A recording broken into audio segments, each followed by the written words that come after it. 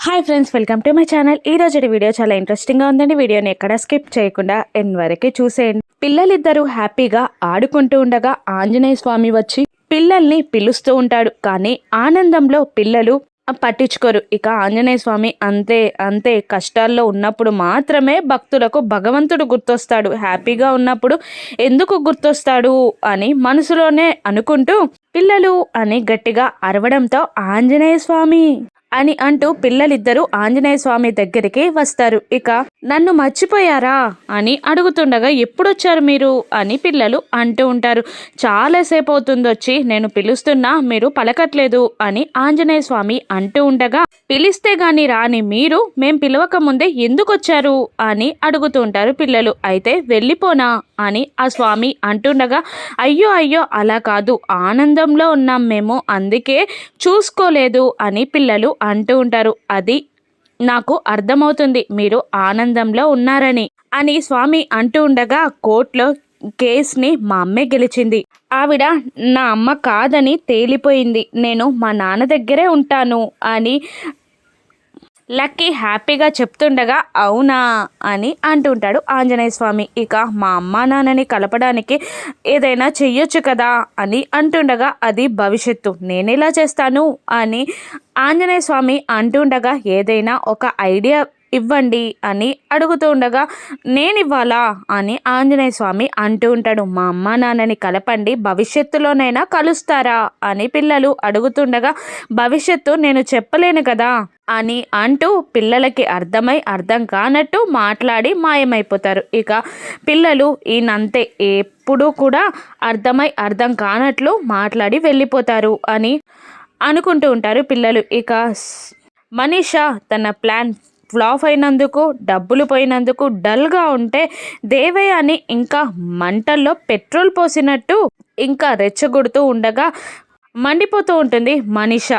Plan పోయింది, డబ్బులు పోయాయి, ఈ రోజుల్లో నీకు అంత గడ్డు కాలంలా ఉంది అని మనీషాని దేవయ్యని ఎక్కిరిస్తున్న లోపే సరయు నుండి ఫోన్ వస్తుంది. ఇక ఎవరు ఫోన్ అని దేవయ్యని అడుగుతుండగా, ఇంకెవరు, సరయు, డబ్బుల కోసం అనుకుంటా అని అంటుండగా, తను నీ ఫ్రెండా లేదంటే ఫైనాన్షియరా, ఇన్నిసార్లు ఫోన్ చేస్తుంది ఏంటి అని దేవయ్యని అంటూ ఉండగా, ఏమో ఆగు అని అంటూ ఫోన్ లిఫ్ట్ చేస్తుంది. ఏంటి, డబ్బుల కోసమే కాల్ చేసావు కదా, నేను వేస్తాను అని అంటూ ఉంటుంది మనీషా. మరి తెలిసినప్పుడు వేయక నాతో ఎందుకు ఫోన్ చేయించుకుంటున్నావు, తెలుసు కదా అమౌంట్ ఎంతో అని సరియు అంటూ ఉండగా, మా తెలుసు, ఖచ్చితంగా రేపు వేస్తాను అని అంటూ ఉండగా, 10 lakhs వేసేయి, మళ్ళీ కాల్ చేసేలా చేసుకోకు అని అంటూ సరియు కాల్ కట్ చేయగానే, ఆ మేనేజర్ లాయర్కి ఇవ్వాల్సింది 5 lakhs కదా అని అడుగుతుండగా, మనకు ఫీజు వద్దా, పార్వతికి లాయర్కే ఫీజా, మనకు బిజినెస్ డీలే కదా, ఫీజు మనకు కావాలి అని సరియు అంటూ మనీషా దగ్గరికి డబ్బులు గుంజడానికి ట్రై చేస్తూ ఉంటుంది. ఇక ఇప్పటికిప్పుడు 10 లక్షలు ఎలా తీసుకొస్తావని దేవే అని అడుగుతుండగా, ఇంకేముంది, మిత్రని అడగాల్సిందే అని అనుకుంటూ ఉంటుంది మనీషా. ఇక మిత్ర స్టెప్స్ పైన అటు ఇటు తిరుగుతూ లక్కీ కోసం వెయిట్ చేస్తూ ఉంటాడు నిద్రపోవడానికి. కానీ లక్కీ జున్ను ఇద్దరు లక్ష్మి బెడ్రూమ్లో ఆడుకుంటూ ఎగురుకుంటూ ఉంటారు. ఇక అప్పుడే లక్ష్మి లక్కీ కోసం పాల గ్లాస్తో రూమ్లోకి ఎంటర్ అవుతూ ఉంటుంది. ఇంకా ఇక్కడే ఉన్నావా, ఆడుకుంటున్నావా, మీ డాడీ నీ కోసం వెయిట్ చేస్తుంటారు, వెళ్ళు అని లక్ష్మి లక్కీని అంటూ ఉండగా, లేదు నేను వెళ్ళను, నేను ఇక్కడే పడుకుంటాను అని లక్కీ మారం చేస్తూ తన చేతిలో ఉన్న పాల గ్లాస్ని చూడకుండా నెట్టేస్తుంది లక్కీ.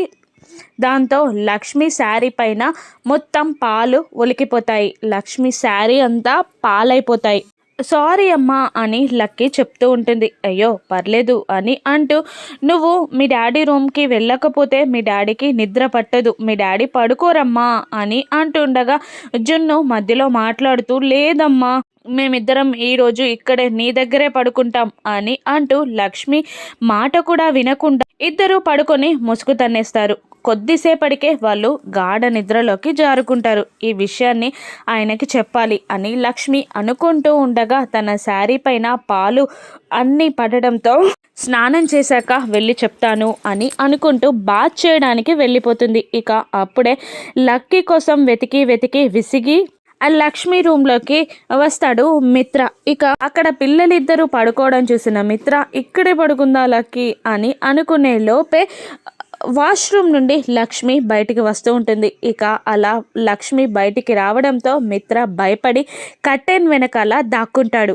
లక్ష్మి మిర్రర్ ముందుకొచ్చి తన హెయిర్ని సెట్ చేసుకుంటూ ఉంటుంది. రూమ్లో ఎవరో ఉన్నట్టు అనుమానం రావడంతో అటు ఇటు చూస్తూ ఉంటుంది. కానీ కర్టెన్ వెనకాలన్న మిత్రాన్ని మాత్రం చూడలేకపోతుంది. ఇక మళ్ళీ బయటికి వెళ్ళొస్తుంది. ఇక లక్ష్మి బయటికి వెళ్ళగానే మిత్ర బయటికి రావడానికి ట్రై చేస్తాడు. కానీ ఇంతలోపే లక్ష్మి మళ్ళీ లోపలికి వస్తుంది. మళ్ళీ ఏదో మర్చిపోయినట్టు లక్ష్మి బయటికి వెళ్తూ డోర్ క్లోజ్ చేయబోతూ ఉండగా డోర్ క్లోజ్ చేయకు అని మిత్ర అరుస్తూ బయటికి వస్తాడు. ఇక మిత్రని అక్కడ చూసి షాక్ అవుతూ ఏంటండి మీరేంటి ఇక్కడ అని లక్ష్మి అడుగుతూ ఉండగా లక్కీ కోసం వచ్చాను అని మిత్ర అంటుంటాడు. లక్కీ కోసం వస్తే కర్టెన్ వెనకాల దాక్కోవాల్సిన అవసరం ఏంటండి అని లక్ష్మి అంటూ ఉండగా అదే టైంలో నువ్వు వాష్రూమ్ నుండి బయటకు వస్తున్నావు, అందుకే ఏం చేయాలో తెలియక కర్టెన్ వెనకాల దాక్కున్నాను అని మిత్ర అనగానే మిత్రాని ఎక్కువగా ఇబ్బంది పెట్టడం ఇష్టం లేక పిల్లలు ఇక్కడే పడుకుంటానని మారం చేశారండి, నేనేం అనలేకపోయాను అని అంటూ ఉండగా అవునా అని అంటూ మిత్ర దిగులుగా చూడగానే పాపం అండి, లేపితే గోలగోల చేస్తుందేమో లక్కీ, ఈ రోజుకి ఇక్కడే పడుకోనివ్వండి అని లక్ష్మి అంటూ ఉంటుంది. మీరు ఒక్కరోజుకి సపరేట్గా పడుకోండి అని అంటూ ఉంటుంది లక్ష్మి. నేనా సపరేట్గానా, నా వల్ల కాదు, నాకు నిద్ర పట్టదు అని మిత్ర అనేస్తాడు. నేను ఇక్కడే పడుకుంటాను లక్కీ పక్కకి అని మిత్ర అంటూ ఉండగా మీరా ఇక్కడ ఈ రూమ్లోనా అని లక్ష్మి ఆశ్చర్యంగా అడుగుతుండగా ఇది నా ఇల్లు, ఒకప్పుడు ఇది నా రూమే అని మిత్ర అంటుండగా అయ్యో అది కాదండి, సరే పడుకోండి, నేను జున్నుని తీసుకొని హాల్లోకి వెళ్తాను అని లక్ష్మి అంటూ ఉండగా ఎందుకు అవసరం లేదు, నువ్వు అటుపక్కకు పడుకో, నేను ఇటుపక్కకు పడుకుంటాను అని మిత్ర బాంబ్ పేల్చగానే లక్ష్మి ఆశ్చర్యంగా మిత్ర వైపు చూస్తూ ఉంటుంది.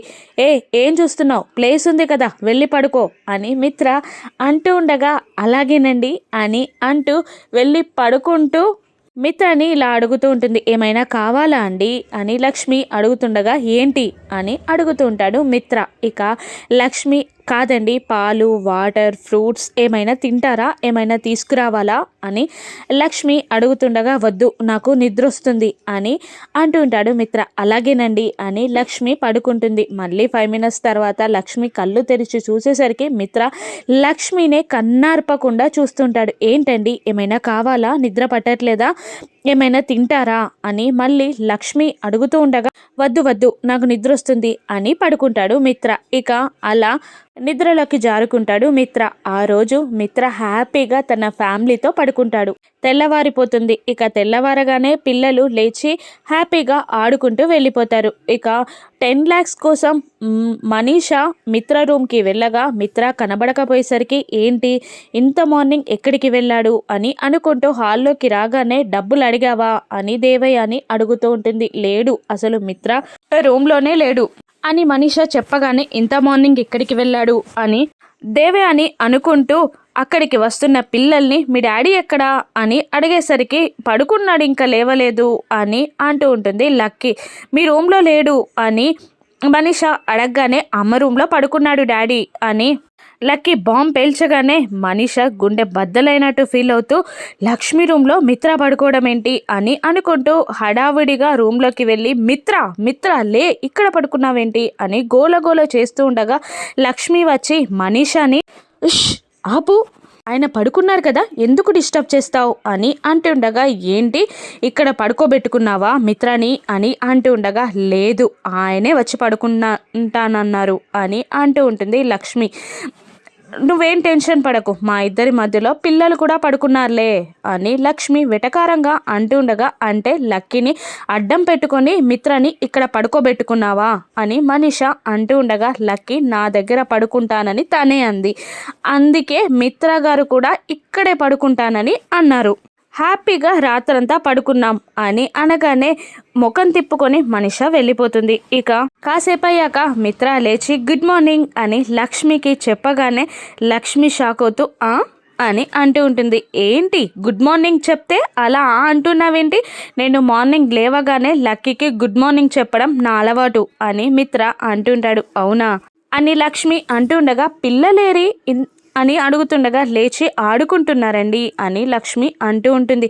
ఇంత మార్నింగా అని మిత్ర అంటూ ఉండగా, మార్నింగ్ కాదు మీరు లేవడమే లేట్ అయింది అని అంటూ ఉంటుంది లక్ష్మి. టైం ఎంత అయింది అని మిత్ర అడుగుతుండగా, 9 దాటిపోయిందండి అని లక్ష్మి చెప్తుంటుంది.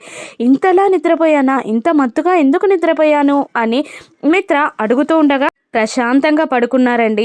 లక్కీ కేసు గుచ్చి టెన్షన్ తీసుకొని 2-3 రోజుల నుంచి నిద్రపోలేదు కదా, అందుకే హ్యాపీగా పడుకున్నారు. అంతేకాదు ఫ్యామిలీతో చాలా రోజుల తర్వాత పడుకున్నారు కదా, అందుకే ప్రశాంతంగా ఉండుంటుంది. ఫ్యామిలీతో పడుకుంటే హ్యాపీగా ఉంటుంది అని లక్ష్మి అంటుండగా, నీకెవరు చెప్పారు అని మిత్ర అనగానే, పెద్ద ఆయన చెప్పాలండి, వెళ్ళండి ఫ్రెష్ అయ్యండి, ఆఫీస్కి లేట్ అవుతుంది, చాలా పనులున్నాయి అని లక్ష్మి అనగానే, సరే నువ్వు వెళ్ళి నా థింగ్స్ అని తీసుకురాపో అని అంటుండగా, ఏంటి అని లక్ష్మి షాక్ అవుతుండగా, ఏంటేంటి నేను ఇక్కడే ఫ్రెష్ అవుతా, నేను రూమ్లోకి వెళ్ళి ఫ్రెష్ అయ్యే వరకు లేట్ అయిపోతుంది, మళ్ళీ నా పైన నువ్వు అరుస్తావు, వెళ్ళి డ్రెస్ బ్రష్ సోపు అన్నీ తీసుకురాపో అని అనగానే లక్ష్మి ఆశ్చర్యంగా నోరు తెరిచి అలాగే నిలబడిపోతుంది. ఏమైంది అని మిత్ర అడుగుతుండగా, ఏం లేదండి అని లక్ష్మి అంటూ ఉంటుంది. ఏంటి నీకు పనులు చెప్తున్నాను అనుకుంటున్నావా? ఆఫీస్లో బాస్వి నువ్వు, ఇంట్లో కాదు అని మిత్ర గజమాయించగానే, అయ్యో అలా కాదు వెళ్ళి తీసుకొస్తాను అని అంటూ లక్ష్మి వెళ్ళిపోతుంది. ఇక నాతో బ్రష్ చేపించుకొని కాఫీ తాగినప్పుడు లేదా నా పనులు చేయమంటే ఇలా అంటుంది అని మిత్ర తనలో తానే నవ్వుకుంటూ ఉండిపోతాడు. ఇక మిత్ర థింగ్స్ అన్ని తీసుకొని మిత్ర రూమ్ నుండి బయటికి వస్తున్న లక్ష్మిని మనీష అడ్డగిస్తుంది. ఇక మనీషకి లక్ష్మి ఏ విధంగా బుద్ధి చెప్పనుందో రాను ఎపిసోడ్స్లో చూద్దాం.